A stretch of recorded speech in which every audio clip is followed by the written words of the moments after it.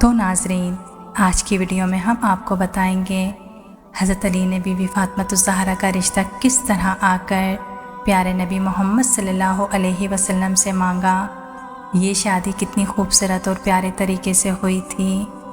Be be Fatima الزہرا جیسی ہی بڑی ہوئی تو آس پاس کے صحابیوں کے رشتے بی بی فاطمہ کے لیے آنے لگے، تو نبی پاک صلی اللہ علیہ وسلم یہی ارشاد فرماتے تھے، میں نے اپنی بیٹی فاطمہ کی شادی کا فیصلہ اللہ کے اوپر چھوڑا ہوا ہے۔ میری بیٹی کا رشتہ وہی کریں گے اور جو اللہ کو منظور ہوگا وہی مجھے بھی منظور ہوگا، تو آپ انکار کر دیتے۔ ایک دن حضرت ابو بکر صدیق اور حضرت عمر رضی اللہ تعالی عنہ مسجد نبوی تشریف لائے۔ وہ ایک دوسرے سے بات کرنے لگے۔ وہ آپس میں بی بی فاطمہ کے رشتے کی بات کر رہے تھے کہ سبھی صحابیوں نے بی بی فاطمہ کے رشتے کا پیغام بھیجا ہے، لیکن حضرت علی نے کوئی بات نہیں کی۔ حضرت عمر فرمانے لگے، میرا خیال ہے کہ حضرت علی اپنی غریبی اور غربت کی وجہ سے کوئی بات نہیں کر رہے اور اسی وجہ سے انہوں نے رشتہ نہیں مانگا۔ حضرت ابو بکر نے کہا، ہم حضرت علی سے بات کرتے ہیں، اگر وہ غربت کی وجہ سے انکار کر رہے ہیں تو ہم حضرت علی کی مدد کریں گے۔ اس طرح سے وہ مسجد نبوی سے بات کر اٹھیں اور حضرت علی کی تلاش میں نکل پڑے۔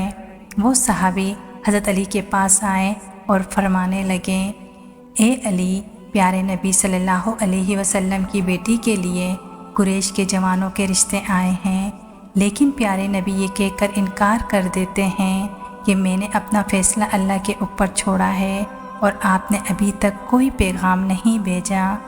آپ میں تو سبھی اچھی عادتیں ہیں اور آپ تو پیارے نبی کے رشتہ دار بھی ہیں۔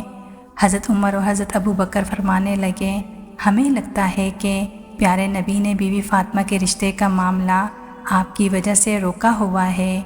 یہ سنتے ہی حضرت علی کی آنکھیں نم ہو گئی اور حضرت علی کہنے لگے کہ مجھے صلی اللہ علیہ وسلم کی بیٹی پسند ہے، میں ان سے شادی بھی کرنا چاہتا ہوں، لیکن میں اپنی غربت کی وجہ سے محمد صلی اللہ علیہ وسلم سے کوئی بات نہیں کر پاتا۔ حضرت عمر اور حضرت ابو بکر کہنے لگے، اے علی، ایسا نہ کہو، ہمارے نبی کی نظر میں دولت ایک اڑتے غبارے کی طرح ہے۔ حضرت علی خاموش ہو کر گھر چلے گئے۔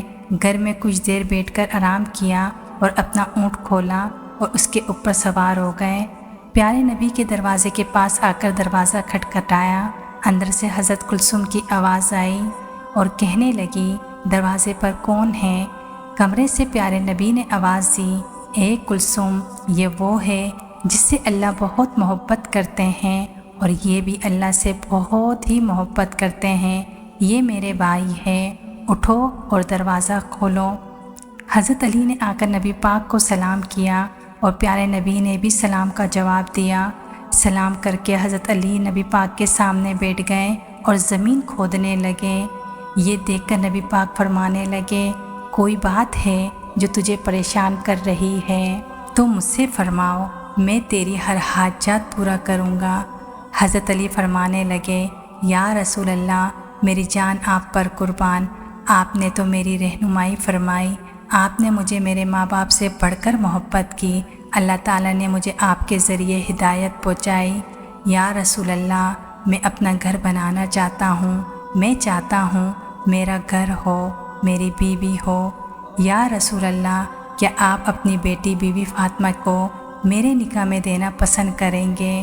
پیارے نبی خوشی سے مسکرائے اور مسکرا کے کہنے لگے، اے علی، تم سے پہلے مجھے جبرائیل یہ پیغام دے چکا، تم مجھے یہ بتاؤ کہ تمہارے پاس کوئی چیز ہے جو تم فاطمہ کے نکاح میں دے سکو۔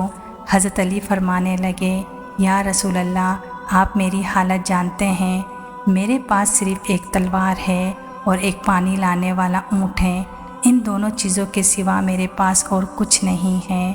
پیارے نبی فرمانے لگے کہ تلوار سے تو تم اللہ کی راہ میں جہاد کرو گے اور اونٹ پر تم پانی لا کر گھر چلاؤ گے، لیکن جو چراغ ہے تمہارے پاس، اس چراغ کے بدلے میں اپنی بیٹی کا نکاح تجھ سے کرتا ہوں۔ نبی پاک فرمانے لگے، اے علی، تیرا اور فاطمہ کا نکاح تو اللہ تعالیٰ نے آسمانوں پر ہی کر دیا ہے، تیرے آنے سے پہلے حضرت جبرائیل علیہ السلام مجھے یہ پیغام دے گیا ہے، مجھے تو صرف یہ اعلان کرنا ہے تم مسجد پہنچو، میں تمہارے پیچھے آتا ہوں، تمہارے اور فاطمہ کا نکاح کا اعلان کرنا ہے۔ حضرت علی خوشی سے باہر نکلے اور جا رہے تھے، اتنے میں حضرت عمر اور حضرت ابو بکر نظر آئے اور پوچھنے لگے، اے علی اتنے خوش ہو کر تم کہاں جا رہے ہو؟ تو حضرت علی نے خوش ہو کر فرمایا کہ رسول اللہ نے اپنی پیاری بیٹی کا نکاح مجھ سے کر دیا ہے، اور اللہ تعالیٰ نے اس سے پہلے میرا اور فاطمہ کا نکاح آسمانوں میں ہی کر دیا ہے۔